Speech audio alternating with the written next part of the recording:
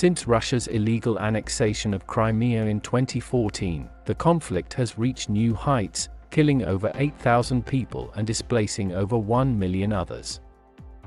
All the news and information in this video is based on my research, and I am not making this video for propaganda or sharing hate speech, but only for those who are sharing fake news to stop, and also for education purposes. And if you have any questions or correction to me, please leave me in the comments down below, and I will correct my mistakes. Thanks. Let's continue.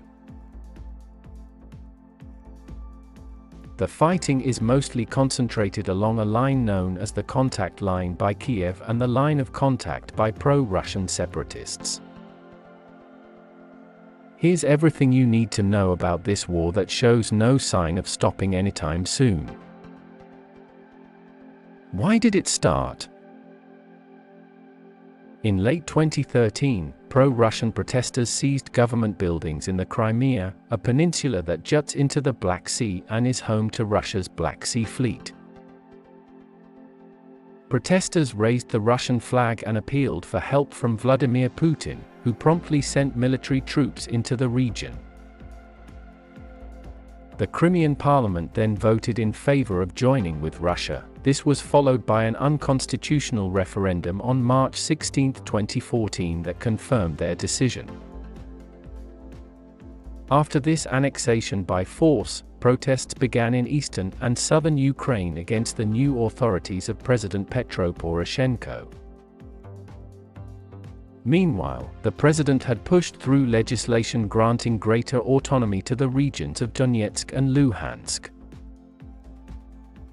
They proceeded to push government forces out of key towns and cities across both regions, leading Kiev to launch what it called anti-terrorist operations aimed at re-establishing control over them.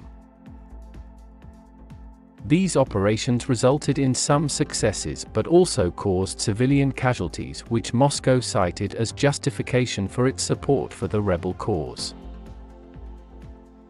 All the while, there has been a constant flow of Russian arms and fighters across Ukraine's porous border with Russia, something Moscow denies but which NATO says has continued unabated ever since Moscow invaded Georgia in 2008. Who are the players involved? With a conflict that has now been raging for 4 years, the players involved are many. The Ukrainian government and its military is fighting against pro-Russian separatists backed by Russia.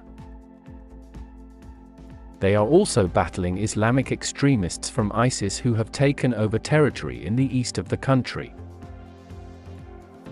NATO, as well as US and European Union countries, have pledged their support for Ukraine by sending non-lethal equipment, humanitarian aid, economic assistance, and training troops.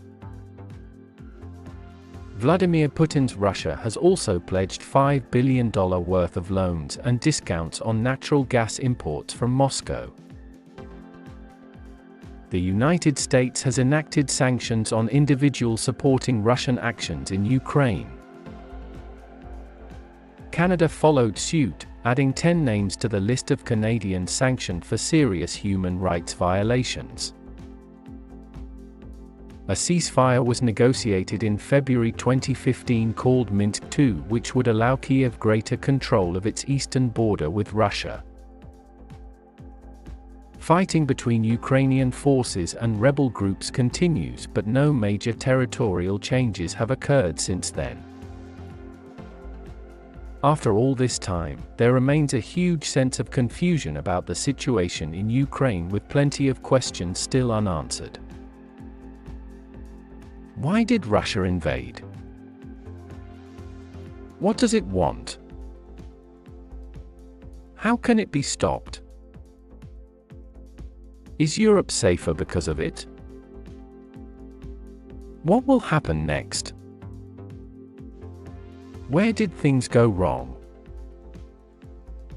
In November of 2013, Ukrainian President Yanukovych's government was ousted from power, and the corrupt administration was replaced with a coalition government. In order to help stabilize the country, Russia agreed to a $15 billion bailout package for Ukraine. On May 24, 2014, Putin signed an annexation bill into law, formally annexing Crimea and ending Ukrainian control over the region.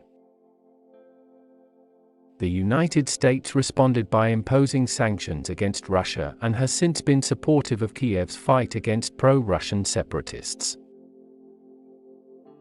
With support from the West, Kiev has been able to contain separatist forces fighting in eastern regions. The ceasefire, which went into effect on September 5, 2015, holds as of now. Violence still flares up in areas where there are no monitors present, but most notably around Donetsk airport. There are currently about 10,000 armed men operating under the banner of the Donetsk People's Republic. These militants consist mainly of Russians and Ukrainians who were either unwilling or unable to integrate into post-war society. Their goal is not just separatism, they want to create their own republics within the territory of Ukraine and destroy any ties that would bind them together with Kiev. Fortunately, this does not seem like it will happen anytime soon. What does the future look like? The future of the Ukrainian conflict is unclear. The casualties on both sides are high, and the civilians are suffering most from the fighting. In order for things to get better, one side will have to make concessions. It's unlikely that Putin will be able to continue his military campaign without financial and political backing. At this point, there is no clear solution for ending the war. I hope you get some value in this video. If you do, consider subscribing for more updated news around the world. Thanks for watching. See you on my upcoming videos. Peace.